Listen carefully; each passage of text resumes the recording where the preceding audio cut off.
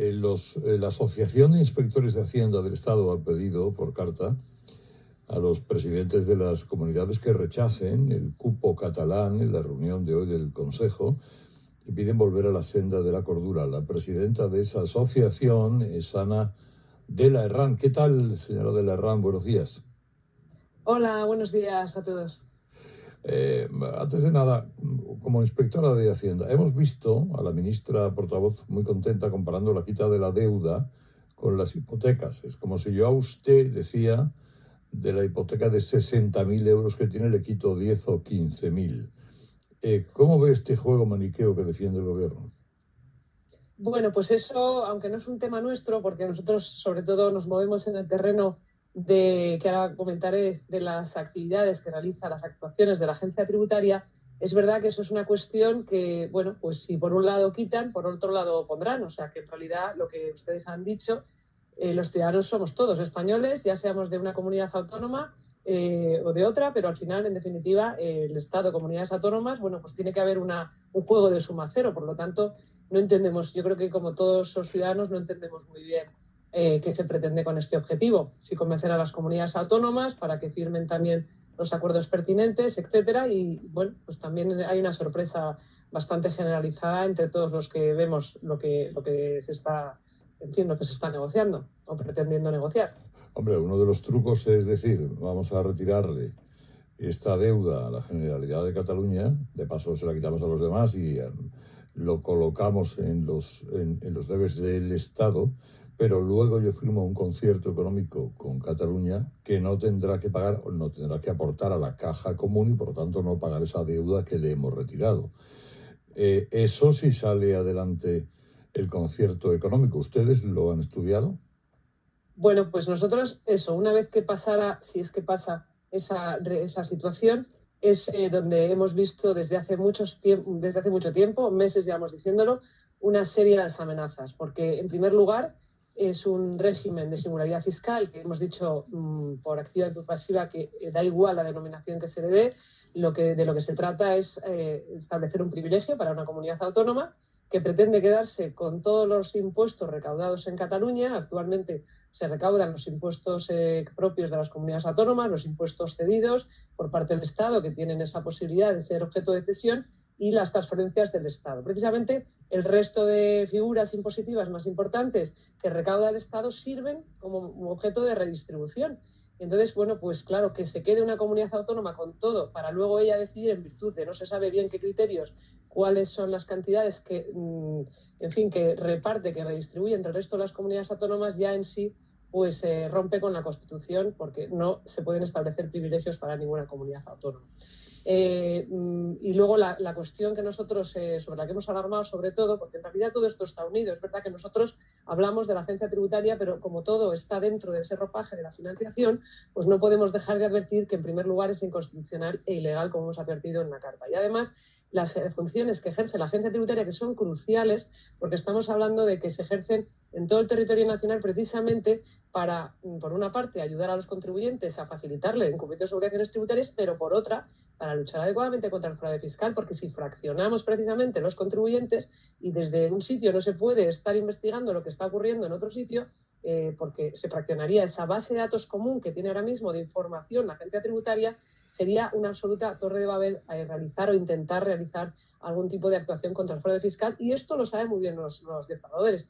Y también lo saben los políticos, los independentistas, que en su momento también lanzaron esta posibilidad de pacto fiscal, porque también preveían la posibilidad de aumento de la prescripción de la comprobación de las obligaciones tributarias. Por lo tanto, ellos no son ignorantes de todo de esta situación, aunque desde luego nos siguen intentando vender que ese acuerdo de singularidad fiscal es bueno para España, que no va a ofender y que no va a agravar al resto de las comunidades autónomas, etcétera, etcétera, y eso no es así. Entonces nosotros, como técnicos, nos vemos en la obligación y en el deber, de acuerdo con nuestro cumplimiento, de servir al interés general que establece la Constitución, no como estos políticos que sirven a sus intereses particulares, pues de decir a todos los españoles qué es lo que está pasando. Y a través de las comunidades autónomas, los presidentes de las comunidades autónomas les tenemos que trasladar pues esa peligrosidad, ese peligro y esos desafíos que contempla este llamado, da igual, pero como lo llamemos, pero mal llamado Acuerdo de Singularidad Fiscal para Cataluña. ¿Y cree usted, o ustedes creen que mediante ese acuerdo de financiación singular, un concierto económico al estilo del País Vasco de Navarra, que yo sé que no son iguales País Vasco de Navarra, son diferentes, pero bueno, para entendernos, por simplificar, eso comportaría también asumir gastos generales esenciales o, por el contrario, podrían recaudar, asumir todos los ingresos, pero, por ejemplo, no pagar las pensiones que serían asumidas en Cataluña por el resto de los españoles? Claro, es que ese es el peligro. O sea, uno de los desafíos es eso, que no entendemos muy bien que se quieren quedar con todos los ingresos de los impuestos recaudados ahí, pero los gastos se redistribuyen entre el resto de la población. Es decir, esto no tiene que ser el sistema tributario tiene que ser un sistema para redistribuir renta y riqueza. Y eso es el objetivo fundamental. Y al final, pues no se redistribuye. Lo que se hace es redistribuir, o mejor dicho, a quedarse, a asumir los ingresos y que el resto de los ciudadanos, del resto de las comunidades autónomas, pues asuman el gasto. Y eso es un poco también lo que nosotros hemos advertido. Es decir, hay una serie de consecuencias financieras que es verdad que nosotros no debemos pronunciarnos sobre estas cuestiones a fondo y que son otros organismos los que se han ido pronunciando y además todos advirtiendo del peligro que tiene esto mismo que estamos señalando. Y nosotros, como inevitablemente está unido, pues señalamos el peligro de este acuerdo de financiación y además las consecuencias derivadas de romper la agencia tributaria, porque estamos hablando también de generar unas mayores ineficiencias, de que esas ineficiencias tengan que ser asumidas por el resto de los ciudadanos, que no tienen por qué no tienen por qué soportar precisamente los caprichos de una serie de políticos, que insisto, yo creo que aquí el objetivo fundamental es conseguir la independencia. Esa independencia la quieren conseguir a través de esta vía de la fiscalidad, de la financiación, como queramos llamarlo. Y entonces, bueno, pues se asume ese mantra de que España nos roba, de que hay una infrafinanciación, y con ese mantra, pues se pretende ese objetivo, y con ello digo, bueno, pues me quedo con todos los ingresos y además me quedo, como los ingresos los recauda en su mayor parte de la agencia tributaria española en ese territorio de la comunidad autónoma, pues asumo también sus funciones. Y eso supone una separación de facto por una vía de hecho. Si usted quiere modificar el sistema, pues haga el favor de hacerlo como establece el ordenamiento jurídico, modifique la Constitución y modifique el ropaje normativo que está formado por la Ley Orgánica de Financiación de las Comunidades Autónomas y por otras leyes que se han ido dictando posteriormente. Quizás hay que modificar las leyes que hacen referencia a los repartos porque es una ley que está desfasada y que efectivamente no responde a las realidades sociales de cada una de las comunidades autónomas. Es posible, pero, oiga usted, lo que no puede decir es, ahora quiero, por una presión política, porque estamos hablando claramente de un acuerdo político, pues ahora quiero quedarme con todo el dinero, con todas las competencias, pero las gastos no, aquí el reparto no es equitativo. Entonces nosotros llamamos la atención sobre eso para que los presidentes sean conscientes, aunque ya sabemos que lo son, pero que cuenten también, desde luego, si es necesario, con el asesoramiento de los técnicos, que somos los que estamos todo el día trabajando en estos temas, nosotros por parte de la Administración Tributaria y otros órganos también por parte del tema de la financiación y, bueno, personas con mucha experiencia en la materia que dan una opinión absolutamente técnica, como se ha venido viendo en numerosas publicaciones e intervenciones que se han producido en los últimos meses. A ver, Antonio Naranjo le quería preguntar algo. Sí, ya sé que a lo mejor, buenos días, es una pregunta algo política más que técnica, pero ¿a usted le parece sostenible que, por ejemplo, el gobierno de España se presente en Europa, en Bruselas, o pidiéndole a los grandes países que asuman parte de la deuda de los países del sur más endeudados y empobrecidos, mientras, por decirlo de alguna manera, a los alemanes de España, que serían los catalanes o los vascos, se les libra de ese esfuerzo e incluso se les sobrefinancia mutualizando sus deudas? ¿O eso también nos puede dar algún problema fiscal y político en Europa? Bueno, yo creo que es una pregunta muy política, es verdad, y nosotros tenemos que tener siempre, pues eso, la prudencia de no meternos en política. Pero simplemente lo que voy a decir algo que hemos dicho durante mucho tiempo, y es que el sistema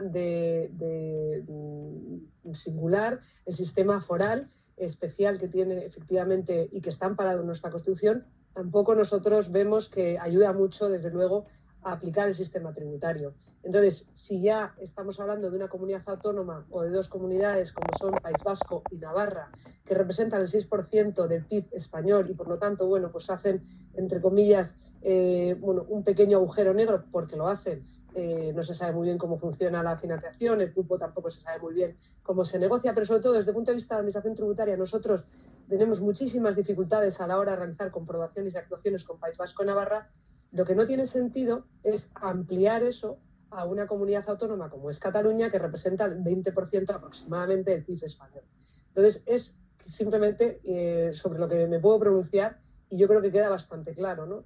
Porque, bueno, y si eso lo llevamos al resto de las comunidades autónomas, ¿por qué el resto de las comunidades autónomas no lo van a poder pedir o no van a poder pedir especialidades? A ver, aquí está claro, y es que es un acuerdo político negociado bilateralmente, que es también lo que hemos dicho a las demás comunidades autónomas. ¿Qué pasa? Que el resto no tienen que intervenir, no tienen voz y voto. Se negocia bilateralmente porque se necesitan una serie de apoyos políticos y nosotros simplemente advertimos y decimos, pero efectivamente lo que usted contempla, pues sí, yo creo que la verdad queda cuanto menos sorprendente que si ya tenemos un régimen especial, pero es verdad que está amparado en la Constitución, vayamos hacia otro régimen, que insisto, se convierte esto en un reino de taifas y bueno, pues creo yo que no hay ninguna legitimidad para pedir nada ante nadie cuando estamos rompiendo lo que tenemos dentro y además así, desde luego la recaudación, sin duda se va a ver afectada, la recaudación tributaria, no tengan ustedes ninguna duda. Es Ana de la Herrán, presidenta de la Asociación de Inspectores de Hacienda del Estado. Ha sido muy interesante escucharla, Ana. Yo le doy las gracias. Le deseo lo mejor. Buenos días. Gracias. Buenos días a todos.